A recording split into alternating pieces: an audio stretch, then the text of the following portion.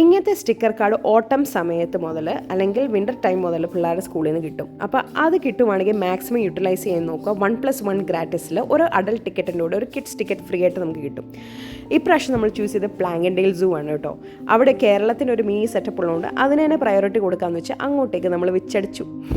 പിള്ളേർക്ക് നല്ലൊരു എക്സ്പീരിയൻസ് ആയിരുന്നു. ഒരു വില്ലേജ് സെറ്റപ്പിൽ സ്കൂളും ഓട്ടോയും പിന്നെ പലചരക്ക് കടയും ഒക്കെ കണ്ടിട്ട് ഒരു ഭയങ്കര എക്സൈറ്റഡ് ആയിരുന്നു അവർ. നമുക്ക് കൗതുകമായിട്ട് തോന്നി, ഇങ്ങനെയൊക്കെ ഉണ്ടായിരുന്നല്ലോ എന്നോർത്ത്. പിന്നെ പല വെറൈറ്റി ആനിമൽസിനെ നമുക്കിവിടെ കാണാൻ പറ്റി.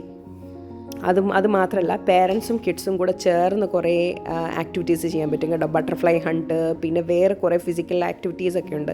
ഫണ്ണായിട്ടുള്ള കുറേ ആക്ടിവിറ്റീസ് ഉണ്ട്. അപ്പം ഈ ഓരോ റീജിയൻ വെച്ചിട്ടൊക്കെ കവർ ചെയ്തിട്ടായിരുന്നു ഈ സൂ. നല്ലൊരു എക്സ്പീരിയൻസ് ആയിരുന്നു.